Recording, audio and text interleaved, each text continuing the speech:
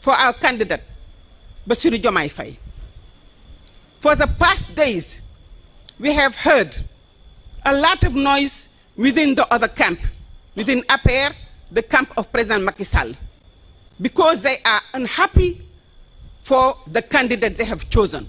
This is what we see.